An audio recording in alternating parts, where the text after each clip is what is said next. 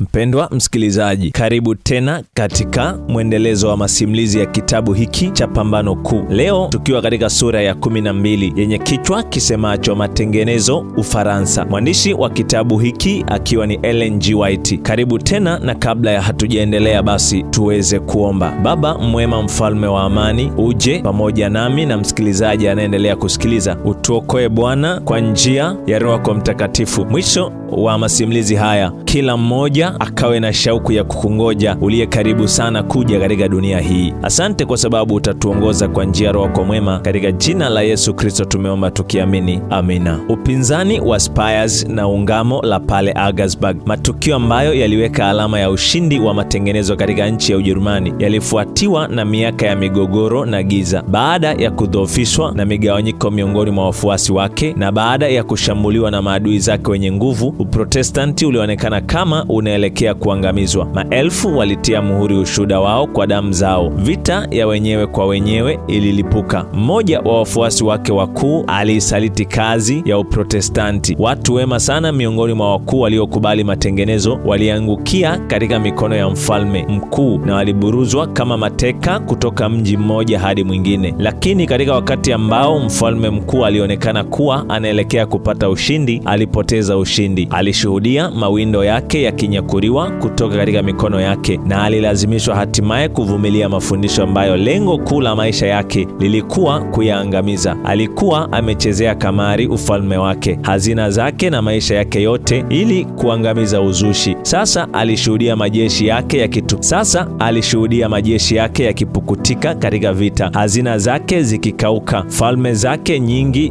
zikitishiwa na uasi, wakati kila mahali imani ambayo alijaribu kuidhibiti ilikuwa ikisambaa. Charles wa tano alikuwa akipambana na nguvu kubwa kuliko zote. Mungu alisema na iwe nuru, lakini mfalme alikuwa akipambana giza lisiondoke. Kusudi lake lilishindwa, na akiwa bado ana umri mdogo, kwa kuchoshwa sana na migogoro ya muda mrefu, alikimbia kiti cha enzi na kwenda kujificha katika nyumba ya watawa. Katika nchi za Uswizi na Ujerumani kulikuja siku za giza dhidi ya matengenezo. Wakati maeneo mengi yalipokea imani ya matengenezo, mengine yalishikilia kwa nguvu ya upofu kanuni za kiimani zisizobadilika za Roma. Mateso yao dhidi ya wale waliokuwa na shauku ya kupokea ukweli hatimaye yalisababisha vita vya wenyewe kwa wenyewe. Zwingli na wengine waliokuwa wameungana naye katika matengenezo walifia katika uwanja wa damu wa Capo Oclampadio. Kwa kuzidiwa na hofu ya majanga haya ya kutisha, alikufa muda mfupi baadaye. Roma ilishinda, na katika maeneo mengi ilionekana kana kwamba Roma ilirudisha mambo yote iliyokuwa imepoteza. Lakini yeye ambaye mashauri yake ni ya milele hakuwa ameiacha kazi yake wala watu wake. Mkono wake ulileta ukombozi kwa ajili yao. Katika nchi zingine aliinua watendakazi wengine waendeleze kazi ya matengenezo. Katika nchi ya Ufaransa, kabla jina la Martin Luther halijasikika kama mwana matengenezo, kulishaanza kupambazuka. Mmoja wa watu wa awali kupokea nuru alikuwa mzee Lefebvre, mtu mwenye elimu kubwa, profesa katika chuo kikuu cha Paris na mfuasi wa papa wa dhati na mwenye juhudi kubwa. Katika utafiti wake katika maandishi ya kale, macho yake yalielekezwa kwenye Biblia na alianzisha mafundisho ya Biblia kwa wanafunzi wake. Lefebvre alikuwa mtu aliyewaheshimu sana watakatifu na alijielekeza kuandika historia ya watakatifu na wafia dini kama alivyosimuliwa katika mapokeo ya kanisa. Hii ilikuwa kazi iliyohitaji nguvu nyingi, lakini alikuwa amekwisha endelea sana katika hili. Wakati akizania kuwa angepata msaada mkubwa kutoka katika Biblia, alianza kuisoma kwa lengo hilo. Katika Biblia kwa hakika aliwapata watakatifu, lakini wakiwa tofauti na jinsi walivyoelezwa katika kalenda ya Kiroma. Mafuriko ya nuru ya Mungu yalimwagika katika akili yake. Kwa mshangao na karaha, aliacha kazi aliyokuwa amejipangia na kuanza kujifunza neno la Mungu kwa makini. Kweli za thamani alizozipata humo, muda sio mrefu alianza kuzifundisha. Mwaka wa 1512, kabla Martin Luther na Zwingli hawajaanza kazi ya matengenezo, Lefebvre aliandika, ni Mungu aliyetupatia kwa imani uadilifu ambao kwa huo peke yake tunahesabiwa haki haki kwa ajili ya umilele. Alipotafakari sana juu ya siri za ukombozi, alisema kwa mshangao,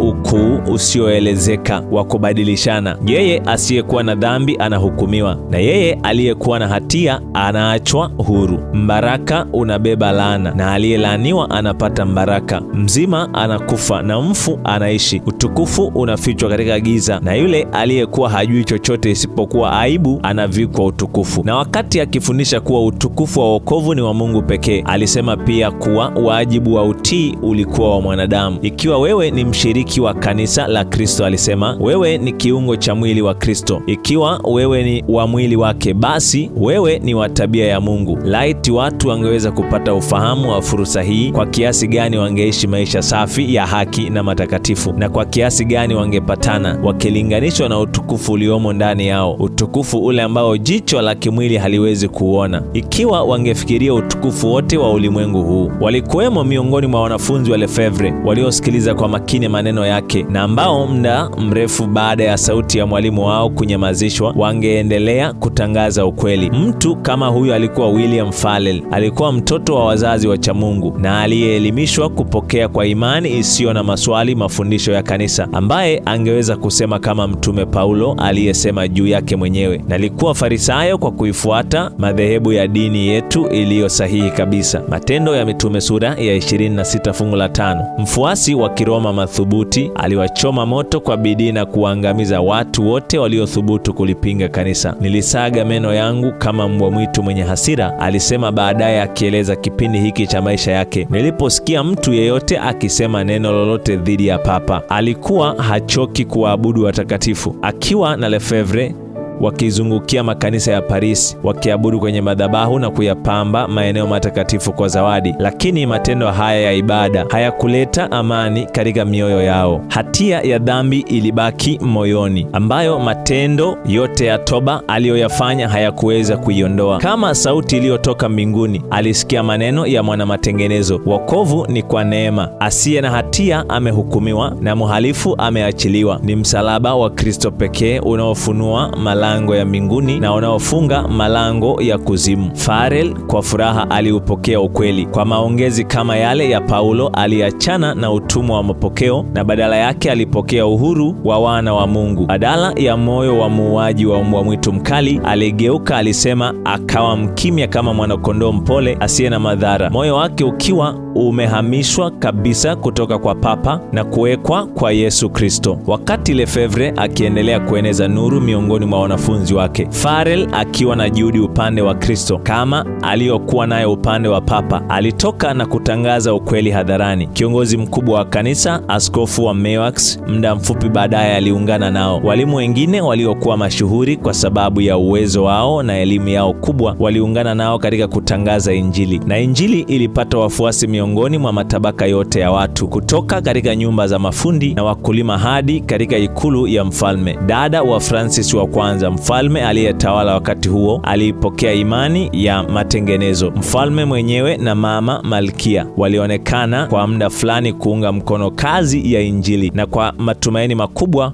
wana matengenezo walitarajia kufika wakati ambao nchi yote ya Ufaransa ingeongolewa na kuiamini Injili. Lakini matumaini yao hayakutimia. Majaribu na mateso yaliwasubiri wanafunzi wa Kristo. Jambo hili hata hivyo lilifichwa lisionekana machoni pao. Wakati wa amani ulitangulia kwanza, ili wajenge uimara wa kukutana na dhoruba, na matengenezo yalipiga hatua kubwa ya maendeleo. Askofu wa Meaux alifanya kazi kwa juhudi kubwa katika dayosisi yake kuwafundisha mapadri na watu wa kawaida. Mapadri wasio na elimu na wasio na maadili waliondolewa kazini, na kwa kadri ilivyowezekana waliwekwa watu wenye elimu na wacha Mungu. Askofu alikuwa na shauku kuwa watu wake wapate neno la Mungu wao wenyewe, na jambo hili kwa muda mfupi lilifanikiwa. Lefevre alifanya kazi na kutafsiri Agano Jipya, na wakati ule ule ambao Biblia ya Kijerumani ya Luther ilikuwa ikitoka katika mitambo ya uchapaji ya jiji la Wittenberg, Agano Jipya la Kifaransa lilichapishwa katika jiji la Meiaux. Askofu alitumia nguvu zake zote na mali zake zote kuhakikisha kuwa Agano Jipya hilo linasambazwa katika parishi zake zote, na si muda mrefu wakulima wa Meiaux walimiliki maandiko matakatifu. Kama wasafiri wanaoangamia kwa sababu ya kiu wanavyoshangilia kukutana na chemchemi ya maji, ndivyo roho hizi zilivyopokea ujumbe kutoka mbinguni. Wafanyakazi katika mashamba, mafundi katika karakana walifurahia kazi zao za suruba kwa kujadili kweli za thamani za Biblia. Nyakati za jioni, badala ya kwenda kuburudika katika vilabu vya pombe, walijifunza katika nyumba zao ili wajisomee neno la Mungu na kuungana katika maombi na kusifu. Badiliko kubwa lilionekana kwa muda mfupi katika jumuiya hizi. Ingawa walikuwa watu wa tabaka la chini, wakulima na wasio na elimu, wachapakazi, nguvu inayobadilisha, inayoinua ya neema ya Mungu ilionekana katika maisha yao. Wakiwa wanyenyekevu, wenye upendo na watakatifu, walisimama kama mashahidi wa kila ambacho Injili inaweza kufanya kwa wale wanaoipokea kwa moyo wa dhati. Nuru iliyowashwa pale Meiaux ilitupa miale yake mbali. Kila siku idadi ya waongofu ilikuwa ikiongezeka. Hasira ya viongozi wa kanisa ilidhibitiwa kwa muda na mfalme ambaye alidharau ufinyu wa mawazo na ubinafsi wa watawa. Lakini viongozi wa upapa walishinda hatimaye. Sasa mateso yalianza. Askofu wa Meiaux alilazimishwa kuchagua kati ya moto na kukana. Akachagua kukana, lakini pamoja na anguko la kiongozi, kondoo wake walibaki wakiwa na msimamo imara. Wengi walitoa ushuhuda wa ile kweli katikati ya ndimi za moto. Kwa ujasiri wao na uaminifu wao wakiwa motoni, Wakristo hawa wanyenyekevu walihubiri maelfu ya watu ambao katika siku za amani hawakuwahi kusikia ushuhuda wao. Sio watu wa chini na walio maskini peke yao ambao katikati ya mateso na dharau walidiriki kushuhudia kwa ajili ya Kristo. Katika nyumba na vyumba vya kifahari vya majumba makubwa na ikulu walikuwemo watu wa tabaka la juu ambao kwao ukweli ulikuwa wa thamani zaidi kuliko mali au cheo au hata uhai wenyewe. Ngao ya kifalme ilificha roho ya juu na imara zaidi kuliko ya joho na kofia ya kiaskofu. Louis de Baquin alikuwa mzaliwa wa ukoo wa kifalme, mshauri wa ikulu aliyejasiri. Alikuwa msomi makini, muungwana na mwadilifu. Mwandishi anasema alikuwa mfuasi mkubwa wa taasisi za kipapa na msikilizaji mkubwa wa misa na mahubiri, na alifunika sifa zake zote zingine kwa chuki maalum dhidi ya Urutheli. Lakini kama watu wengi wengine, aliongozwa na Mungu kuipata na kuisoma Biblia. Alishangazwa kukuta humo hakuna mafundisho ya Roma, badala yake aliyakuta mafundisho ya Luther. Tangu hapo alijiweka wakfu kikamilifu kujifunza Injili. Msomi wa juu kabisa miongoni mwa waungwana wa daraja la juu wa Ufaransa, akili zake nyingi na uwezo wake wa kuongea kwa ufasaha, ujasiri wake usiokubali kushindwa na juhudi zake za kishujaa, na mvuto wake katika nyumba ya mfalme, kwani alikuwa na upendeleo maalumu wa mfalme, vilimfanya achukuliwe na wengi kuwa mtu ambaye alikuwa amechaguliwa na Mungu awe mwana matengenezo wa nchi yake. Alisema Beza, Belkin angeweza kuwa Luther wa pili ikiwa Francis wa kwanza angekuwa Elector wa pili. Yeye ni mbaya zaidi kuliko Martin Luther, walisema watetezi wa upapa. Wafuasi wa Uroma wa Ufaransa walimwogopa sana. Walimtupa gerezani kama mzushi, lakini aliachiwa huru na mfalme. Kwa miaka mgogoro uliendelea, Francis akiumba kati ya Uroma na matengenezo kwa mpokezano uliostahimili, na alizuia juhudi za kikatili za watawa. Belkin alifungwa gerezani mara 3 na mamlaka za kipapa, lakini aliachiliwa na mfalme ambaye kwa kuvutiwa na uwezo wake wa akili na tabia yake ya kiungwana alikataa kumtoa kafara katika uovu ule wa ukasisi. Belkin alionywa mara kwa mara juu ya hatari iliyomkabili nchini Ufaransa, na alisihiwa afuate nyayo za wale waliopata usalama kwa kukimbilia uhamishoni kwa hiari. Erasmus, mtu muoga na mtu aliyejali maslahi ya muda mfupi, ambaye pamoja na upana wa elimu yake alishindwa katika ukuu wa kimaadili ambao unasalimisha maisha na heshima chini ya ile kweli, alimwandikia Belkin, omba upelekwe kama barozi katika nchi ya kigeni. Nenda na ukasafiri katika nchi ya Ujerumani. Unamjua Beda na jinsi alivyo. Yeye ni jito la kutisha lenye vichwa 1000. linalorusha sumu kali kila upande. Maadui zako wanaitwa jeshi. Hata kama kazi yako ingekuwa bora zaidi kuliko ya Yesu Kristo, hawangekuacha uondoke, bali wangekuua kikatili. Usiamini sana ulinzi wa mfalme. Kwa hali yoyote ile, usinihusishe na kitivo cha teolojia. Lakini hatari zilivyoongezeka, juhudi za Belquin zilizidi kuimarika zaidi. Licha ya kukataa ushauri wa kisiasa wa kinafsi wa Erasmus, aliazimia kuchukua hatua za kijasiri zaidi. Sio tu kuwa alisimama kutetea ukweli, bali alishambulia makosa pia. Shtaka la uzushi ambalo viongozi wa Roma walilielekeza kwake, alilielekeza kwao. Wapinzani wake wakuu na wenye uchungu na juhudi kubwa walikuwa madaktari na watawa wasomi wa idara ya teolojia katika chuo kikuu mashuhuri cha Paris, moja ya mamlaka kuu ya kidini katika jiji na taifa. Kutokana na maandishi ya hawa madaktari wasomi, Belquin alipata hoja 12 ambazo alitangaza hadharani kuwa pinzani dhidi ya Biblia na uzushi, na alimwomba mfalme awe mwamuzi katika pambano hilo. Mfalme, kwa kutokuona tatizo lolote la kukutanisha pande hizi mbili zinazosigana za wasomi, wazamivu na wabobezi, na kwa kufurahia kupata fursa ya kunyenyekeza kiburi cha hawa watawa wenye majivuno, aliwaagiza viongozi wa kipapa kutetea hoja zao kwa kutumia Biblia. Silaha hii walijua kabisa isingefaa sana. Kifungo, mateso na mti wenye ncha kali ndizo silaha walizozijua jinsi ya kuzitumia kwa mafanikio makubwa zaidi. Sasa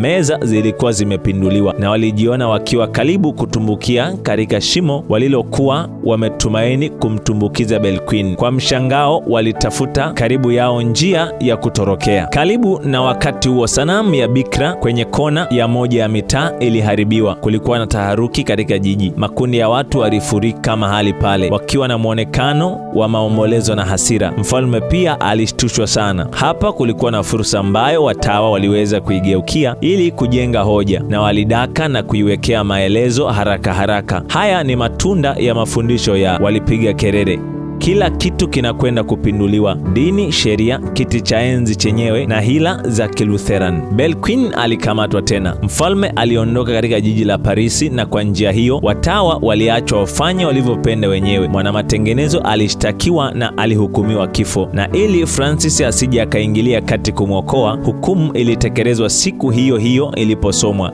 Wakati wa mchana, Belquin alipelekwa mahali pa kifo. Umati wa watu ulikusanyika kushuhudia tukio lile, na kulikuwa na watu wengi waliotazama kwa mshangao na mashaka kuwa muhanga alikuwa amechaguliwa kutoka miongoni mwa watu wema na wajasiri katika familia za kiungwana za Kifaransa. Mshangao, hasira, dharau na chuki kali vilitia giza katika nyuso za kundi la watu lilokuwa likiongezeka, lakini katika uso mmoja hakukuwa na kivuli chochote. Mawazo ya mfiadini alikuwa mbali na mandhari ile ya makelele. Alihisi tu uwepo wa Bwana wake. Mkokoteni mbovu alioupanda, nyuso zilizokunjamana za watesaji wake, kifo cha kutisha alichokuwa kikiendea, haya hakuyajali. Yeye aliye hai na aliyewahi kufa na yu hai milele na milele, na anazo funguo za mauti na kuzimu, alikuwa kando yake. Uso wa Belquin uling'aa kwa nuru na amani ya mbinguni. Alikuwa amevaa nguo nzuri. Alikuwa amevaa joho la mahameli, jaketi la kubana la mchanganyiko wa hariri na pamba, na soksi za rangi ya dhahabu. Alikuwa anakwenda kushuhudia kwa ajili ya imani yake mbele ya mfalme wa wafalme na ulimwengu uliokuwa ukishuhudia, na hakuna kilio ambacho kilificha furaha yake. Wakati msafara ukitembea polepole ukipita katika mitaa iliyofurika watu waligundua kwa mshangao amani isiyokuwa na mawingu, ushindi wenye furaha wa mwonekano na mwenendo wake. Walisema yeye ni kama mtu anayekaa katika hekalu na anatafakari juu ya mambo matakatifu. Akiwa amefungwa kwenye mti kwa ajili ya kuchomwa moto, Belquin alijaribu kusema maneno machache kwa watu, lakini watawa wakihofia matokeo walianza kupiga kelele, na maaskari waligonganisha silaha zao, na kelele zao zilizima sauti ya mfiadini. Kwa njia hiyo, mwaka wa 1529 mamlaka ya juu kabisa ya uandishi na ya kikanisa ya Parisi iliyoendelea iliuwekea umma wa mwaka 1793 mfano mbaya wa kuzima maneno matakatifu ya watu wanaokufa juu ya jukwaa la kunyongea wahalifu. Belquin alinyongwa na mwili wake ulichomwa kwa ndimi za moto. Habari za kifo chake zilileta huzuni kwa marafiki wa matengenezo katika nchi yote ya Ufaransa, lakini mfano wake haukupotea. Sisi pia tuko tayari, walisema mashahidi wa kweli, kukabiliana na kifo kwa furaha, tukielekeza macho yetu kwa maisha yajayo. Wakati wa mateso ya Meiaux,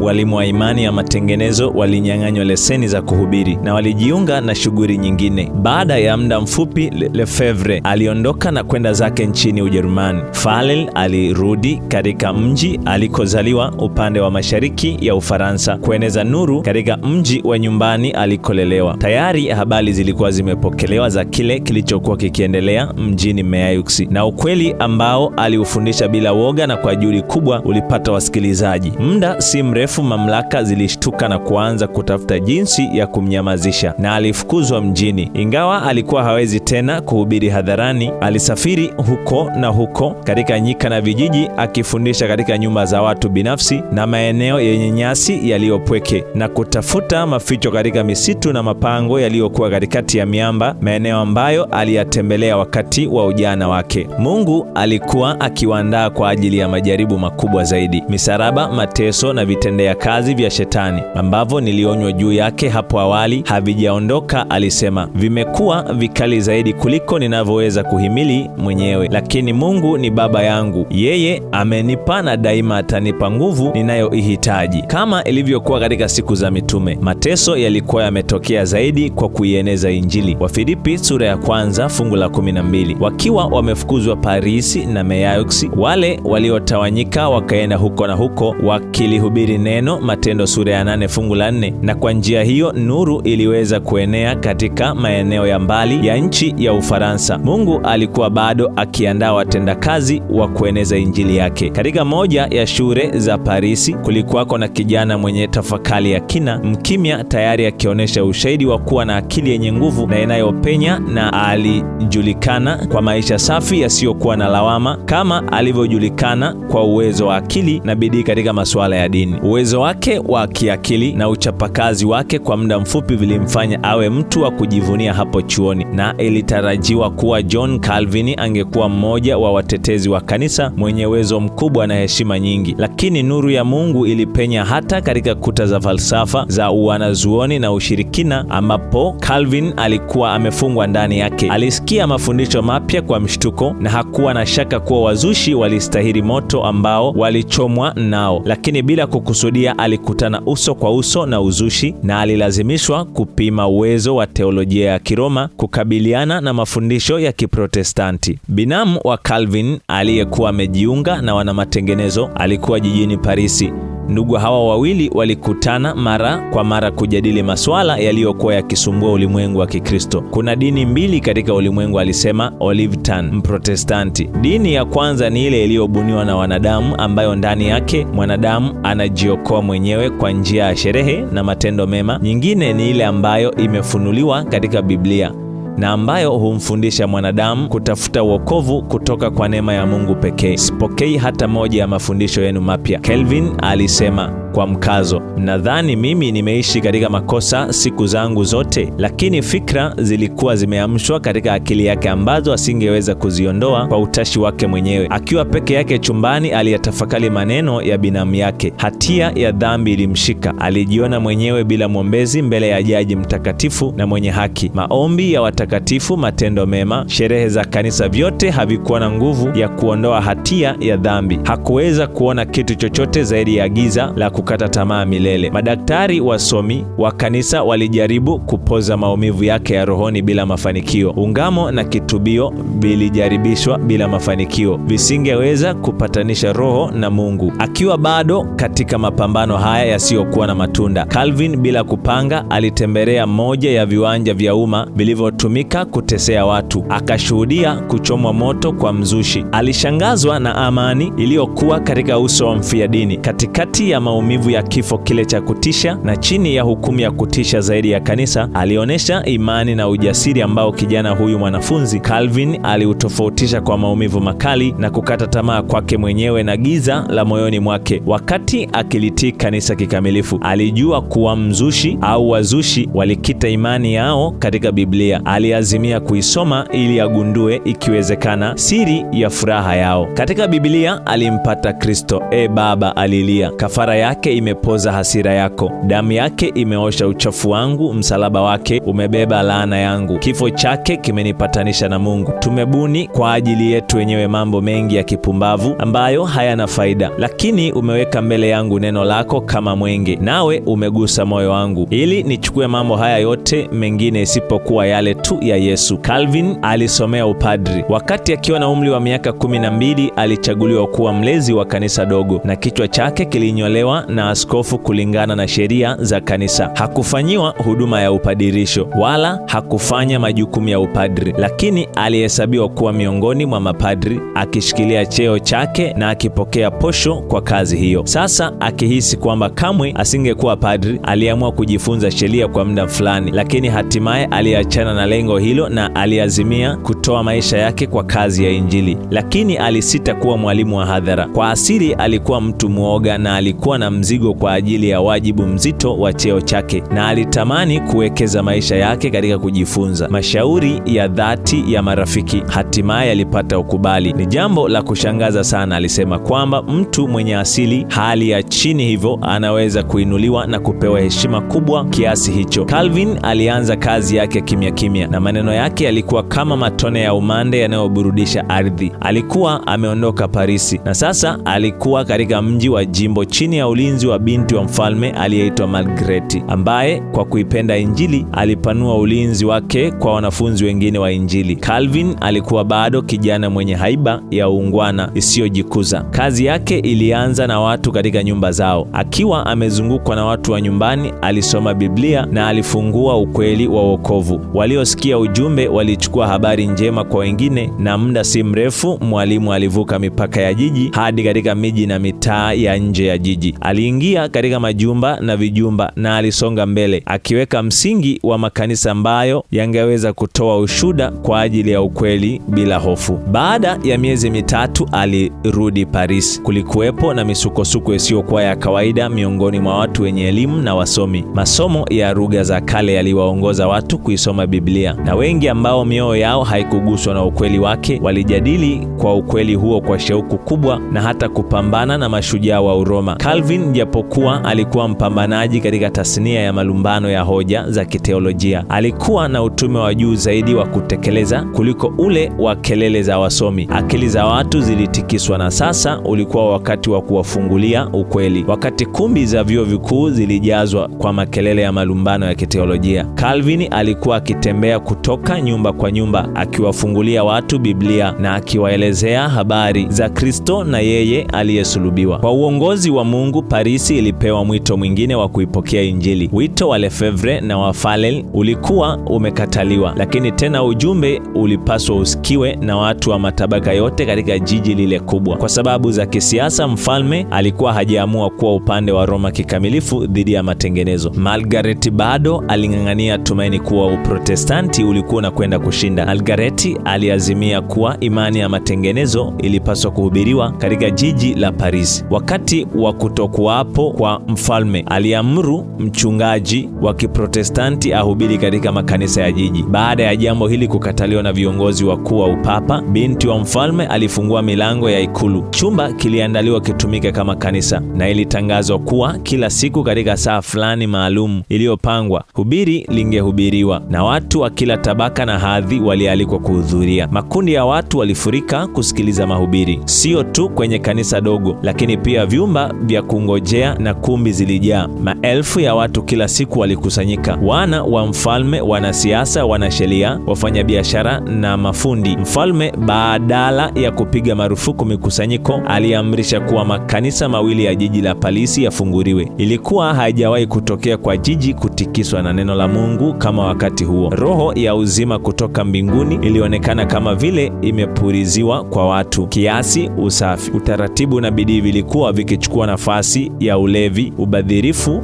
migogoro na uvivu. Lakini mamlaka za kanisa hazikujikalia kivivu. Mfalme bado alikataa kuingilia na kusimamisha mahubiri, na mamlaka za Kiroma ziliwageukia wananchi. Hakuna njia ambayo haikutumika kuamsha hofu, chuki na itikadi kali kwa umati uliokuwa katika ujinga na ushirikina. Kwa kujisalimisha bila kuelewa mambo vizuri kwa walimu wao wa uongo, Paris kama mji wa Yerusalemu wa zamani hakujua wakati wa kujiliwa kwake, wala hakujua mambo yaliyopasa kujua ili kudumisha amani yake. Kwa miaka miwili neno la Mungu lilihubiriwa katika mji mkuu, lakini wakati wakiwepo wengi waliokubali Injili, watu walio wengi zaidi waliikataa. Francis alijifanya kuwa na uvumilivu wa kidini kwa muda, lakini alikuwa na kusudi la kulinda maslahi yake binafsi, na watetezi wa upapa walifaulu kurudi France katika umaarufu na utawala. Kwa mara nyingine makanisa yalifungwa na mateso yakaanza. Calvin akiwa bado Paris akijiandaa kwa kujifunza, kutafakari na kuomba kwa ajili ya kazi yake ya baadaye, na aliendelea kueneza nuru. Hatimaye, hata hivyo, mashaka yalijengeka juu yake. Mamlaka za kanisa ziliazimia kumleta katika ndimi za moto. Akijizania kuwa salama katika chumba cha peke yake, hakuwa na wazo lolote la hatari. Wakati marafiki walipofika chumbani mwake wakiwa na haraka, wakiwa na habari kuwa maofisa walikuwa njiani kuja kumkamata. Wakati huo huo walisikia watu wakigonga kwa nguvu kwenye lango la nje. Hakukuwa na muda wa kupoteza. Baadhi ya marafiki zake walifanya kazi ya kuwachelewesha maofisa mlangoni, wakati marafiki zake wengine wakimsaidia kutoroka kupitia dirishani. Baada ya kutoka, aliondoka haraka kuelekea katika maeneo ya nje ya jiji. Baada ya kupata hifadhi katika kibanda cha kibarua aliyekuwa muumini wa matengenezo, alijigeuza kwa kuvaa nguo za mwenyeji wake, na akiwa amebeba jembe begani alianza safari yake. Akisafiri kuelekea upande wa kusini, alipata tena kimbilio katika utawala wa Margaret. Alibaki hapa kwa miezi michache akiwa salama chini ya ulinzi wa marafiki wenye nguvu, na akiendelea kujifunza kama hapo awali, lakini moyo wake ulikuwa umejielekeza kuihubiri Ufaransa, na hakuweza kutulia kwa muda mrefu. Muda mfupi baada ya dhoruba kutulia kwa kiasi fulani, alitafuta eneo la kufanyia kazi kule Poitiers palipokuwa na chuo kikuu, na mahali ambapo mawazo mapya yalikuwa yamekubalika. Watu wa tabaka zote walisikiliza Injili kwa furaha. Hakukuwa na mahubiri ya hadhara, bali katika nyumba ya hakimu mkuu, katika nyumba yake ya kulala, na nyakati zingine katika bustani ya umma. Calvin alifungua maneno ya uzima kwa wale waliopenda kusikiliza. Baada ya muda mfupi, idadi ya wasikilizaji ilipoongezeka, ilifikiriwa kuwa salama zaidi kukutania nje ya jiji. Pango lililokuwa ubavuni mwa bonde lenye kina kirefu na jembamba, mahali ambapo miti na miamba iliinamia, liliweka mazingira yaliyojificha kikamilifu zaidi. Lilichaguliwa kuwa mahali pa kukutania. Makundi madogo madogo yakiondoka jijini kwa njia tofauti yalielekea kule. Katika kituo hiki kitulivu, Biblia ilisomwa kwa sauti na kufafanuliwa. Hapa meza ya Bwana ilisherehekewa kwa mara ya kwanza na Waprotestanti wa Ufaransa. Kutokana na kanisa hili, wainjilisti waaminifu walitumwa kwenda maeneo mengine. Kwa mara nyingine tena Calvin alirudi Paris. Hata wakati huo bado alikuwa na tumaini kuwa Ufaransa kama taifa itapokea matengenezo, lakini aligundua kuwa karibu kila mlango wa kazi ulikuwa umefungwa. Kufundisha Injili ilikuwa kuingia katika barabara inayoelekea moja kwa moja kwenye nguzo ya kuchomea watu moto, na hatimaye aliazimia kuondoka na kwenda Ujerumani. Muda mfupi tu baada ya kuondoka Ufaransa, dhoruba ya mateso iliwapasukia Waprotestanti kiasi kwamba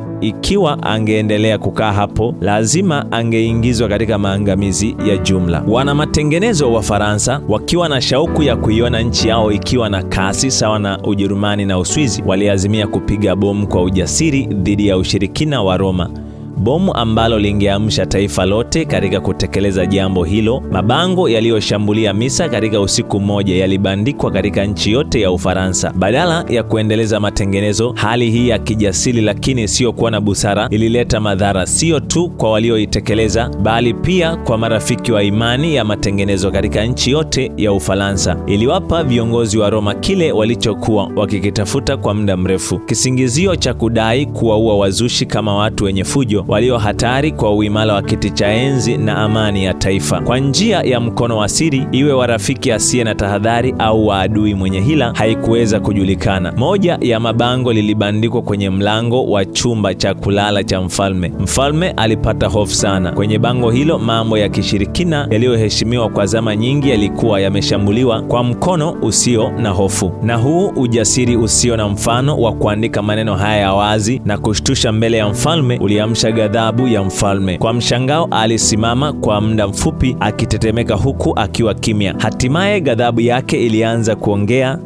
maneno ya kutisha: wakamatwe wote bila kumwacha mtu yeyote anayeshukiwa kuwa mfuasi wa uzushi wa Martin Luther. Nitawanyonga wote. Uamuzi ukafanyika. Mfalme aliazimia kujitupa kikamilifu upande wa Roma. Hatua zilichukuliwa mara moja kumkamata kila mfuasi wa Martin Luther katika jiji la Paris. Fundi mmoja maskini, mfuasi wa imani ya matengenezo, aliyekuwa na mazoea ya kuwaita waumini waende katika mikutano yao ya siri, alikamatwa na kwa tishio la kuuawa mara moja kwenye nguzo ya kuchomea watu, aliamriwa kuongoza wajumbe wa Papa kwenda kwa nyumba ya kila Mprotestanti katika jiji. Alisita kwa hofu kubwa kukubaliana na pendekezo hilo, lakini hatimaye hofu ya ndimi za moto ilimshinda na alikubali kuwa msaliti wa ndugu zake. Akiwa ametanguliwa na mwenyeji wake na akiwa amezungukwa na kundi la mapadri, wabeba vyetezo, watawa na maaskari, Morin, mpelelezi wa mfalme, akiwa na msaliti, polepole na kimya kimya walipita katika mitaa ya jiji. Gwaride lilionekana kama la kuheshimu sakramenti takatifu, tendo la kulipa fidia kwa ajili ya tusi la wapinzani dhidi ya misa. Lakini gwaride hilo lilificha kusudio la mauaji. Baada ya kufika karibu na nyumba ya mfuasi wa Luther, msaliti alionyesha ishara lakini bila kutamka neno lolote. Msafara ulisimama, nyumba iliingiwa, wanafamilia waliburuzwa nje na kufungwa minyororo,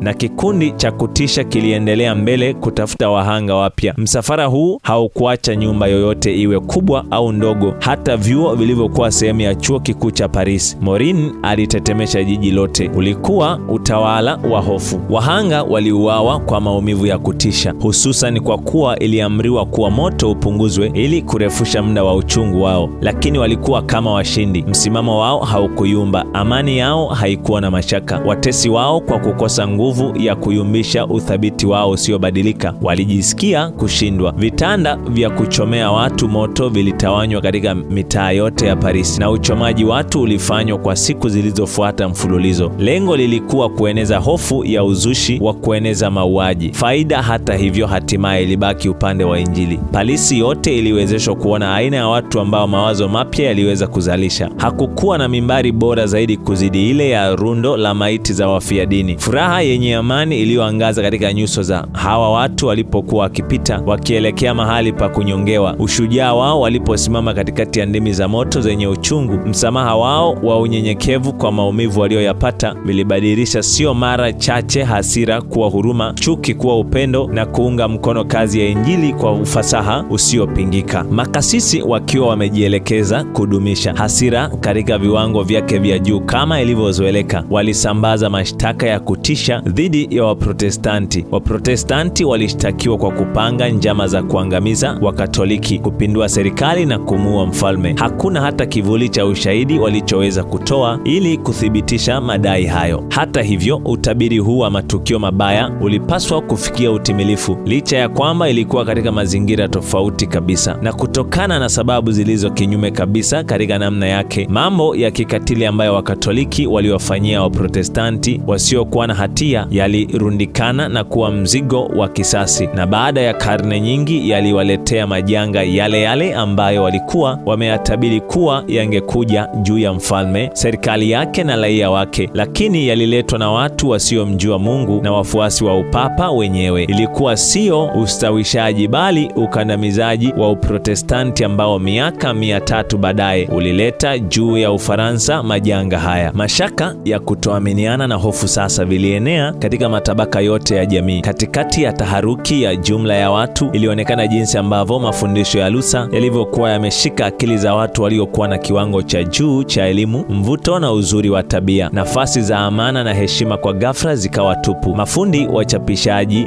wasomi, maprofesa katika vyuo vikuu, waandishi na hata watu wa mitaani walitoweka. Mamia ya watu walilikimbia jiji la Paris wakiwa wakimbizi kutoka katika nchi yao walikozaliwa, katika matukio mengi, jambo lililoonyesha kwa mara ya kwanza kuwa waliipenda imani ya matengenezo. Viongozi wa upapa waliwatazama watu hao kwa mshangao, wakipata wazo la uwapo wa wazushi walioishi nao bila kujua. Hasira yao iliwaka juu ya makundi ya watu maskini waliokuwa ndani ya uwezo wao. Magereza yalijaa wafungwa na hewa iligeuka kuwa na utustusi kwa sababu ya wingi wa watu waliochomwa moto, watu waliounguzwa kwa kuikili Injili. Francis wa kwanza alikuwa ametukuka kwa kuwa kiongozi katika vuguvugu kubwa la elimu lililoashiria ufunguzi wa karne ya 16. Alifurahia kukusanya katika ikulu yake wasomi kutoka kila nchi. Kupenda kwake elimu na dharau yake dhidi ya ujinga na ushirikina wa watawa vilikuwa kwa kiasi fulani sababu ya uvumilivu aliouonesha kwa matengenezo. Lakini kwa kuchochewa na juhudi ya kukomesha uzushi, mlezi huyu wa elimu alitoa amri iliyopiga marufuku uchapishaji wa vitabu katika nchi yote ya Ufaransa. Francis wa kwanza anawasilisha mmoja miongoni mwa mifano mingi iliyopo katika kumbukumbu kuwa makuzi ya kiakili siyo tiba dhidi ya chuki za kidini na mateso. Kwa njia ya sherehe kubwa na ya hadhara, Ufaransa ilijiweka kikamilifu katika kuangamiza Uprotestanti. Makasisi walidai kuwa dharau ambayo ilikuwa imetendeka dhidi ya mbingu za juu kwa kupiga marufuku misa ilipaswa kupatanishwa kwa njia ya damu, na kwamba mfalme kwa niaba ya watu wake alitakiwa atoe tamko lake hadharani kubariki kazi hiyo ya kutisha. Tarehe 21 ya Januari ya mwaka 1535 ilipangwa kwa ajili ya sherehe hiyo ya kutisha. Hofu za kishirikina na chuki isiyokuwa na msingi wa taifa zima viliamshwa.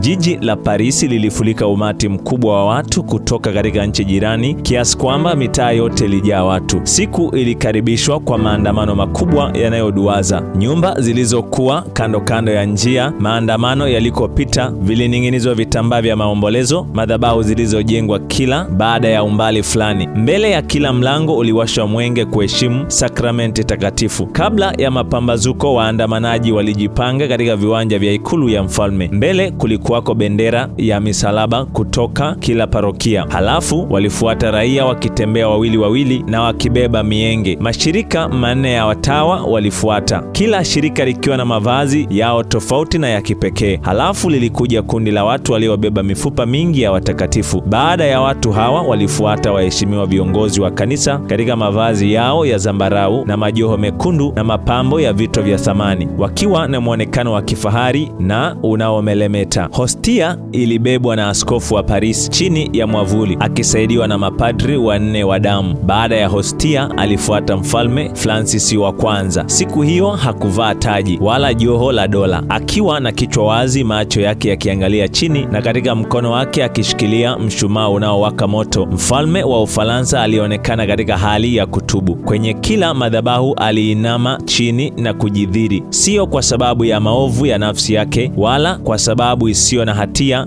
iliyochafua mikono yake, bali kwa sababu ya watu wake waliothubutu kukataa misa. Baada ya mfalme alifuata malkia na waheshimiwa wa dola, nao wakitembea wawili wawili, kila mmoja akiwa na mwenge uliowashwa moto. Kama sehemu ya huduma za siku ile, mfalme mwenyewe alihutubia maofisa wa ngazi za juu wa ufalme katika ukumbi mkubwa wa ikulu ya askofu. Kwa uso wenye huzuni alitokea mbele yao na kwa maneno yenye ufasaha na mguso aliomboleza, uhalifu, kufuru, siku ya huzuni na aibu vimekuja juu ya taifa. Ndipo alitoa wito kwa kila raia mwema kusaidia katika kuondoa gonjwa la uzushi lililotishia kuangamiza Ufaransa. Kwa hakika, ndugu waheshimiwa, mimi hapa mfalme wenu, alisema, ikiwa ningejua kuwa mkono wangu mmojawapo ulikuwa na doa au umeugua uozo huu unaokera, ningeweza kuwapa mukate, na zaidi ya hapo, ikiwa ningeona mmojawapo ya watoto wangu amechafuliwa nao, nisingemwacha hai na ningemtoa kafara kwa Mungu. Machozi yalikatiza hotuba yake na mkutano wote ulilia na kutoa machozi, na kwa sauti moja walipiga kelele wakisema, tutaishi na kufa kwa ajili ya dini ya Kikatoliki. Giza nene la kutisha lilikuwa limekuja katika taifa lililokataa nuru ya ukweli. Neema iletayo wokovu ilikuwa imeonekana, lakini Ufaransa, baada ya kuangalia nguvu na utakatifu wake, baada ya maelfu kuvutwa na uzuri wake wa kimbingu, baada ya majiji na vitongoji kuangaziwa nuru yake, ilikuwa imegeuka waligeuka na kuipa nuru kisogo na kuchagua giza kuliko nuru. Walitupilia mbali zawadi ya mbinguni ambayo ilikuwa imetolewa kwao. Waliuita uovu wema na wema uovu, mpaka wakawa wahanga wa kujitakia, wa kujidanganya wao wenyewe. Sasa ingawa kimsingi waliamini kuwa walikuwa wakimfanyia Mungu huduma kwa kuwatesa watu wake, bado udhati wao haukuwafanya wasiwe na hatia. Nuru ile ambayo ingewaokoa kutoka katika udanganyifu, kutoka katika kuchafua roho zao kwa hatia ya kumwaga damu, walikuwa wameikataa kwa uchaguzi wao wenyewe. Kiapo kikuu cha kukomesha uzushi kilifanyiwa katika kanisa kubwa ambamo takriban karne 3 baadaye mungu mke wa mantiki alitawazwa na taifa lilokuwa limemsahau Mungu aliye hai. Kwa mara nyingine tena maandamano yalipangwa na wawakilishi wa Ufaransa walijipanga kuanza kazi ambayo walikuwa wameapa kuifanya. Katika umbali wa karibu majukwaa yalikuwa yamejengwa ambapo Wakristo wa Protestanti fulani walipaswa kuchomwa moto wakiwa hai, na ilipangwa kuwa kuni ziwashwe wakati mfalme anapokaribia, na kwamba msafara usimame na kushuhudia mhanga akifa. Maelezo ya kina ya maumivu waliopitia hawa mashahidi wa Kristo yanatisha mno kiasi kwamba hayafai kusemwa, bali hakukuwa na kutetereka kwa aina yoyote kwa upande wa wahanga. Alipolazimishwa akane, mmoja alijibu, ninaamini tu kila ambacho manabii na mitume walihubiri awali na kila ambacho kundi lote la watakatifu walikiamini. Imani yangu ina uhakika kwa Mungu ambaye atazipinga nguvu zote za kuzimu. Tena na tena msafara ulisimamishwa mahali pa mateso. Baada ya kufika mahali walipoanzia katika ikulu ya mfalme, watu walitawanyika na mfalme na maaskofu waliondoka wakiwa wameridhika na mwenendo wa shughuli ya siku ile, huku wakijipongeza kuwa kazi ambayo ilikuwa imeanza ingeendelea hadi kukomesha kabisa uzushi. Injili ya amani ambayo Ufaransa ilikuwa imeikataa hakika iling'olewa kabisa nchini, lakini matokeo yake yalikuwa ya kutisha. Tarehe 21 ya mwezi Januari ya mwaka 1793, miaka 258 tangu siku ile ambayo Ufaransa ilianza rasmi kuwatesa wana matengenezo, maandamano mengine yenye kusudi tofauti yalipita katika mitaa ya Paris. Safari hii tena mfalme ndiye alikuwa mhusika mkuu. Safari hii tena kulikuwapo vurugu na makelele. Safari hii tena zilikuwepo kelele kwa ajili ya wahanga wengine. Safari hii tena yalikuwepo majukwaa meusi ya kuulia wahalifu, na safari hii tena mandhari ya siku hiyo ilifungwa kwa mauaji ya kikatili sana. Louis wa 16 akipambana mkono kwa mkono na askari waliokuwa wakienda kumnyonga, alikokotwa kuelekea jukwani, mahali pa kunyongea, na akiwa ameshikiliwa pale kwa nguvu, shoka lilipigwa na kukata shingo na kichwa kilichotenganishwa na kiwiliwili kilibilingita jukwani. Wala sio mfalme peke yake aliyekuwa mhanga.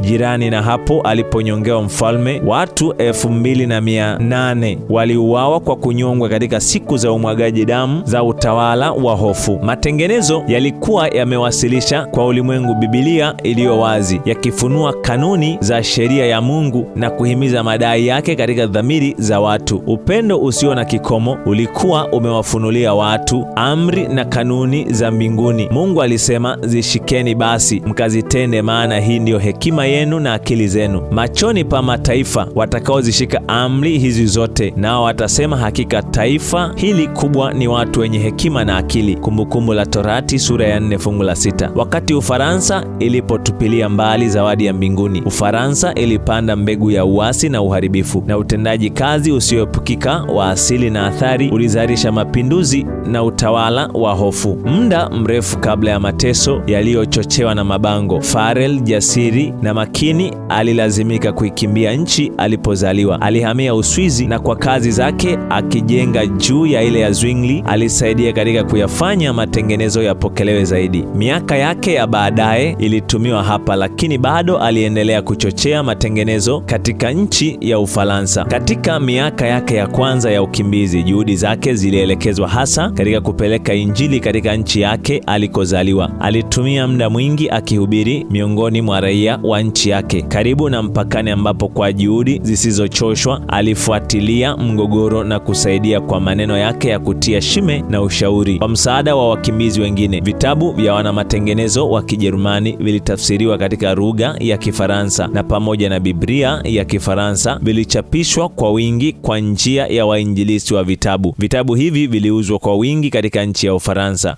viligawiwa kwa wainjilisti wa vitabu kwa bei ndogo ili faida inayopatikana iwawezeshe kuendeleza kazi hiyo. Farel alianza kazi yake katika nchi ya Uswizi katika vazi la unyenyekevu la ualimu. Akiwa katika parokia isiyofikika kirahisi, alitumia muda mwingi kufundisha watoto. Kando ya kufundisha masomo ya kawaida ya mtaala husika, kwa tahadhari alianzisha kufundisha kweli za Biblia, akitumaini kuwa kwa kupitia watoto angeweza kuwafikia wazazi. Walikuwepo baadhi walioamini, lakini mapadri walikuja na kuzuia kazi hiyo, na wananchi washirikina waliamshwa na kuleta upinzani dhidi yake. Hiyo haiwezi kuwa injili ya Kristo, mapadri walidai, hususan kwa kuwa kuhubiri injili hiyo hakuleti amani bali vita, kama ilivyokuwa kwa wanafunzi wa kwanza. Alipoteswa katika kijiji kimoja au jiji moja, alikimbilia jiji lingine, kutoka kijiji hadi kijiji, kutoka jiji hadi jiji.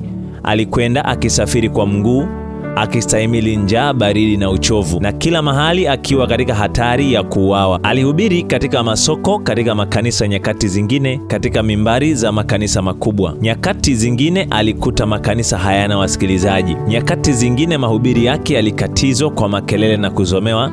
Hali kadhalika aliwahi kuburuzwa kikatili kutoka katika mimbari. Zaidi ya mara moja aliwahi kukamatwa na kundi la watu na kupigwa hadi karibu ya kufa, lakini alisonga mbele. Ingawa mara nyingi alikataliwa, bila kukata tamaa alirudi tena katika shambulizi, na moja baada ya mwingine alishuhudia miji na majiji ambayo yalikuwa ngome za upapa zikifungua malango yake na kuipokea Injili. Parokia ndogo ambayo hapo awali iliwahi kutumika muda si mrefu ilipokea imani ya matengenezo. Miji ya Morati na Neuchâtel nayo pia ilikataa kaida za Kiroma na kuondoa sanamu zilizoabudiwa kutoka katika makanisa yao. Farel alitamani kwa muda mrefu kusimika bendera ya Uprotestanti katika jiji la Geneva. Ikiwa jiji hili lingeongolewa, lingekuwa kitovu cha matengenezo katika nchi za Ufaransa, Uswizi na Italia. Akiwa na lengo hili kichwani mwake, aliendeleza kazi yake hadi miji mingi na vitongoji vingi vya karibu vilipoongolewa. Ndipo akiwa na rafiki yake mmoja waliingia katika jiji la Geneva, lakini aliruhusiwa kuhubiri mahubiri mawili tu. Makasisi, baada ya kushindwa kupata hukumu ya kumnyonga kutoka kwa mamlaka za kiraia, walimuita mbele ya baraza la kikanisa, ambapo walikuja wakiwa na silaha zilizofichwa ndani ya majoho yao, wakiwa wamedhamiria kumuua. Nje ya ukumbi, kundi la watu wenye hasira wakiwa na marungu na mapanga lilikusanyika kuhakikisha kuwa anauawa ikiwa atafanikiwa kupona katika baraza. Uwepo wa mahakimu na maaskari wenye silaha hata hivyo ulimwokoa. Mapema asubuhi ya siku iliyofuata alipelekwa na rafiki yake ng'ambo ya ziwa hadi mahali palipo salama. Hivyo ndivyo juhudi zake za kwanza za kuihubiri Geneva zilivyoishia. Kwa ajili ya jaribio la pili, mtu wa hali ya chini zaidi alichaguliwa, mtu kijana aliye mnyenyekevu katika muonekano kiasi kwamba alidharauliwa hata na watu waliodai kuwa rafiki wa matengenezo. Lakini mtu kama huyo angefanya nini mahali ambapo Farel alikuwa amekataliwa? Ingewezekanaje mtu ambaye ana ujasiri na uzoefu mdogo astahimili dhoruba ambayo watu wenye nguvu na ujasiri zaidi walikuwa wamelazimika kuikimbia? Si kwa uwezo wala si kwa nguvu, bali ni kwa Roho yangu, asema Bwana wa majeshi. Zekaria sura ya 4 fungu la 6. Mungu aliyachagua mambo mapumbavu ya dunia awaaibishe wenye hekima. Tena Mungu alivichagua vitu dhaifu vya dunia ili aviaibishe vyenye nguvu, kwa sababu upumbavu wa Mungu una hekima zaidi ya wanadamu na udhaifu wa Mungu una nguvu zaidi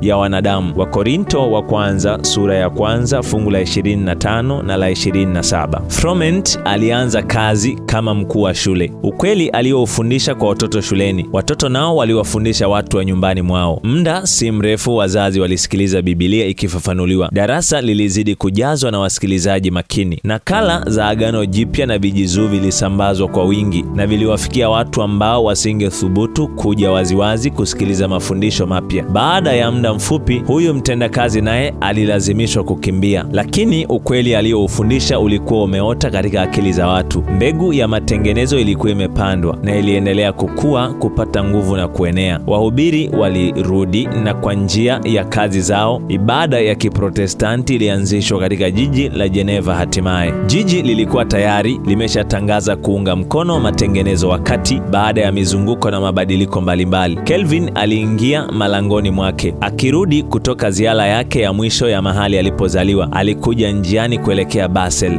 ambapo baada ya kugundua kuwa barabara ya moja kwa moja ilikuwa inatumiwa na majeshi ya Charles V, alilazimika kupita katika njia ya mzunguko ya Geneva. Katika ziara hii Farel aliuona mkono wa Mungu. Japokuwa Geneva ilikuwa imepokea imani ya matengenezo, bado kulikuwa na kazi kubwa ya kufanya hapo. Ni mtu mmoja mmoja na wala sio kundi la watu wanaoongoka kumfuata Mungu. Kazi ya kuzaliwa upya lazima ifanyike katika moyo na dhamiri kwa nguvu ya Roho Mtakatifu, sio kwa amri za mabaraza. Wakati watu wa Geneva walipokuwa wametupilia mbali mamlaka ya Roma, hawakuwa tayari sana kuachana na uovu ambao ulishamiri chini ya utawala wa Roma. Kujenga kanisa safi za Injili na kuandaa watu hawa kujaza kikamilifu nafasi ambazo Mungu alikuwa anawaita wazijaze haikuwa kazi ndogo. Farel alikuwa na uhakika kuwa kwa kumpata Calvin alikuwa amepata mtu ambaye angeshirikiana naye katika kazi hii. Katika jina la Mungu alimwapisha mwinjilisti kwa kiapo kikuu abaki na kufanya kazi pale. Calvin alirudi nyuma kwa tahadhari, akiwa mtu mwoga na mpenda amani. Alisita kushikamana na roho jasiri,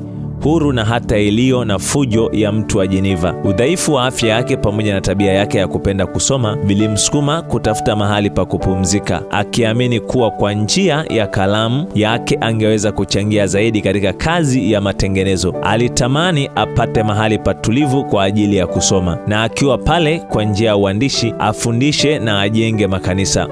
Lakini wito wenye nguvu wa Farel ulimjia kama wito kutoka mbinguni na hakuthubutu kuukataa. Ilionekana kwake, alisema, kana kwamba mkono wa Mungu ulikuwa umenyoshwa kutoka mbinguni, kana kwamba ulimshika na kumweka daima mahali ambapo hakuwa na uvumilivu wa kupaacha. Wakati huu hatari kubwa ilikabili kazi ya Uprotestanti. Laana za papa ziliunguruma dhidi ya Geneva na mataifa makubwa yalitishia kuiangamiza. Ni kwa jinsi gani jiji hili dogo lingeweza kupinga mamlaka hii kubwa ambayo mara nyingi iliweza kulazimisha wafalme na wafalme wakuu kujisalimisha? Ni kwa jinsi gani Geneva ingeweza kusimama dhidi ya majeshi ya washindi wakuu wa dunia? Katika ulimwengu wote wa Ukristo, Uprotestanti ulihatarishwa na maadui wa kutisha. Ushindi wa kwanza ulipita. Roma ilikusanya nguvu mpya ikitumaini kuangamiza Uprotestanti. Wakati huu shirika la Majesuit liliundwa, shirika katili, fizuli na lenye nguvu zaidi kuliko mashirika mengine yote ya kipapa. Wakiwa wamejitenga na mshikamano wowote wa kidunia na maslahi ya wanadamu, wakiwa hawana urafiki na mtu, akili na dhamiri vikiwa vimenyamazishwa kabisa, hawakujua kanuni nyingine, hawakuwa na mahusiano na mtu isipokuwa uhusiano na shirika lao, na hawakuwa na wajibu mwingine zaidi wa kupanua mamlaka yake. Injili ya Kristo iliwawezesha wafuasi wake kukutana na hatari na kustahimili mateso bila kukatishwa tamaa na baridi, njaa, suluba na umaskini, kushikilia bendera ya ukweli mbele ya kitanda cha kutesea, gereza na nguzo ya kuchomea watu moto. Kushinda nguvu hizi, Ujesuit ulihamasisha wafuasi wake kwa ushikiliaji sana mambo bila kutumia akili uliowawezesha kustahimili hatari kama hizo na kupinga nguvu ya ukweli kwa kutumia silaha za uongo. Hakukuwa na uhalifu mkubwa wote ambao wasingeweza kufanya. Hakuna uongo wowote mbaya ambao wasingeweza kusema,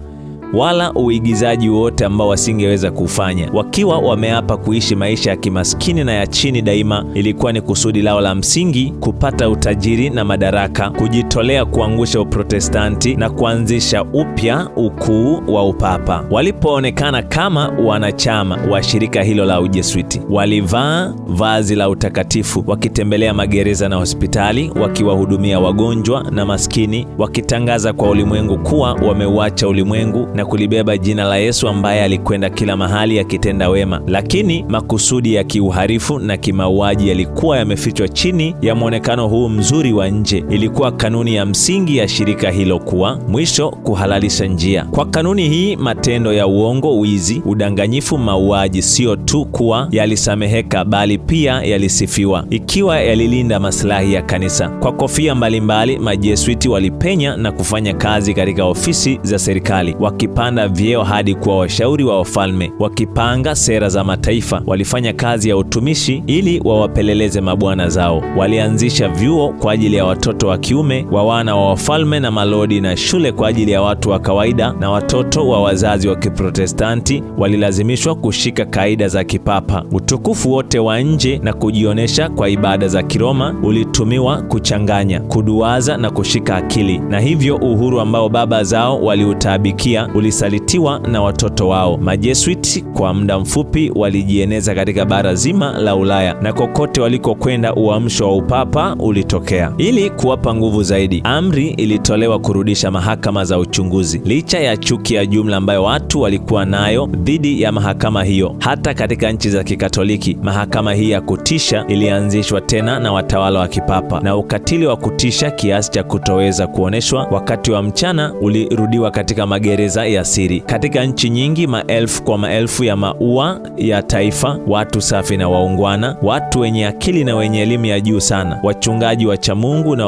waliojiweka wakfu, watu wenye bidii na wazalendo, wasomi wenye uwezo mkubwa wa akili, wana sanaa wenye talanta, mafundi wenye stadi za juu kabisa, walichinjwa au walilazimishwa kukimbilia nchi zingine. Hizo ndizo njia ambazo Roma ilizitumia kuzima nuru ya matengenezo, kuwatenganisha watu na Biblia na kurudisha ujinga na ushirikina wa zama za giza. Lakini chini ya mbaraka wa Mungu na kazi za watu waaminifu ambao Mungu aliwainua kumfuata Luther, Uprotestanti haukuangushwa. Nguvu yake haikutokana na upendeleo au silaha za wafalme. Nchi ndogo kabisa, mataifa maskini na dhaifu kabisa zilitokea kuwa ngome ya Uprotestanti. Ilikuwa jiji la Geneva katikati ya maadui wenye nguvu wakipanga maangamizi yake. Ilikuwa nchi ndogo ya Uholanzi kwenye pwani ya mchanga ya bahari ya kaskazini iliyopambana dhidi ya ukatili wa Uhispania ambayo wakati ule ulikuwa ufalme tajiri sana. Ilikuwa nchi ndogo ya Sweden isiyo na rutuba, isiyovutia, ambayo ilipata ushindi kwa ajili ya matengenezo. Kwa karibu ya miaka 30, Calvin alifanya kazi katika jiji la Geneva, kwanza kuanzisha kanisa pale linalosimamia maadili ya Biblia, na halafu kwa ajili ya kueneza matengenezo katika bara zima la Ulaya. Sio kweli kuwa kazi yake kama kiongozi wa umma haikuwa na dosari, na sio kweli pia kuwa mafundisho yake hayakuwa na makosa kabisa, lakini alikuwa chombo kilichotumika kutangazia ukweli ambao ulikuwa na umuhimu wa pekee katika wakati wake, katika kudumisha kanuni za Uprotestanti dhidi ya wimbi la upapa lililokuwa linarudi kwa kasi, na katika kuhamasisha makanisa yaliyofanya matengenezo katika usahili na usafi wa maisha badala ya kiburi na ufisadi vilivyojengwa na mafundisho ya Kiroma. Kutoka Geneva, machapisho na waalimu walitoka na kwenda kueneza mafundisho ya matengenezo. Mahali hapa ndipo palikuwa mahali ambapo watu wote walioteswa katika nchi zote walikuja kupata mafundisho, ushauri na kutiwa moyo. Jiji la Calvin lilitokea kuwa makimbilio ya wana matengenezo waliowindwa katika nchi za Ulaya Magharibi, wakikimbia dhoruba kali zilizoendelea kwa karne nyingi. Wakimbizi walikuja kwenye malango ya Geneva wakiwa na njaa, wakiwa na majeraha, wakiwa hawana nyumba wala ndugu. Walikaribishwa kwa furaha na walitunzwa kwa upendo, na baada ya kupata makazi hapa, lilibariki jiji kwa ujuzi wao, elimu yao na uchaji wao. Wengi waliopata hifadhi hapa walirudi katika nchi zao kupinga ukatili wa Roma. John Knox, mwana matengenezo jasiri wa Kiscotch, Wapuritani wa Kiingereza ambao hawakuwa wachache, Waprotestanti wa Uholanzi na Uhispania na Wahuginoti wa Ufaransa walichukua kutoka Geneva mwenge wa ukweli kuanzia giza la nchi zao walikozaliwa. Mpendo wa msikilizaji, asante sana kwa kuambatana nami tena mpaka miisho ya somo hili ambalo ni somo la 12 la kitabu cha Pambano Kuu. Niendelee kukukaribisha tena katika masomo mengine yatakayokuwa yakiendelea katika sura nyingine ya 13 inayofuata. Mungu akubariki sana, na unavyokuwa ukisikiliza ujumbe huu utafakari, lakini daima nimeendelea kukukumbusha kwamba kanisa Katoliki ni kanisa ambalo limedanganya ulimwengu na hata sasa, na litakuwa na vita, na lina vita na kanisa moja tu katika ulimwengu huu, kanisa la Waadventista wa Sabato, maana hilo ndilo linaufunua ukweli na linafunua siri za kanisa Katoliki. Soma vitabu vya kanisa hilo, soma Biblia, na Mungu atakufunulia nuru kuu ambayo itakushangaza, lakini si kukushangaza tu, italifunua kanisa Katoliki linavyotenda kazi kwa siri, hata kwa njia ya kutumia majesuiti. Mungu akupe neema tena hadi wakati mwingine, akubariki kwa njia ya Yesu Kristo Bwana wetu. Amina.